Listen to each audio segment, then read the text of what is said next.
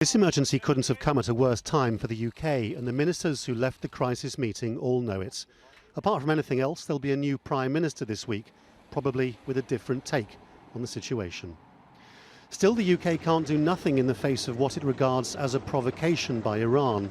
The way in which the capture of the UK-flagged tanker was filmed by the commandos who took control of it, their refusal to obey the demands of the British frigate in the Strait of Hormuz to let the tanker go, all cut very deep at the heart of a British military establishment used to the days when Britannia ruled the waves.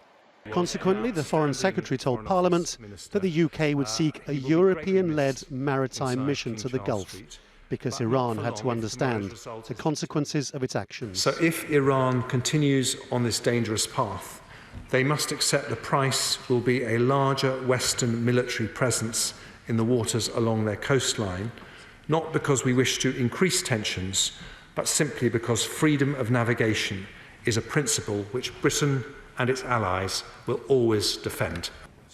But the British government has been widely accused by many MPs of having no bigger strategy over this crisis with Iran, let alone the naval firepower to protect tankers in the Gulf. Now, there are concerns that this administration has taken its eye off the ball, and certainly that the UK has been ill-prepared for this. Iran certainly appears not to feel intimidated by the UK, putting out images of the tanker crew, none of them British, maintaining they are all in good health and being looked after. It is far more concerned about getting its own tanker back from Gibraltar, where it remains impounded.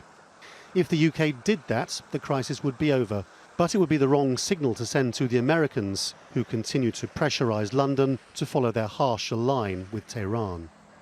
By Wednesday, there'll be a new Prime Minister here. By Thursday, a new set of government ministers, and by Friday, very possibly a new strategy towards Iran. It may be a more hawkish one than the one on Monday, and one which is more aligned to the American position. But Iran knows that the UK appears quite weak at the moment, and by itself does not have the strength for a fight. Laurence Lee, Al Jazeera in London.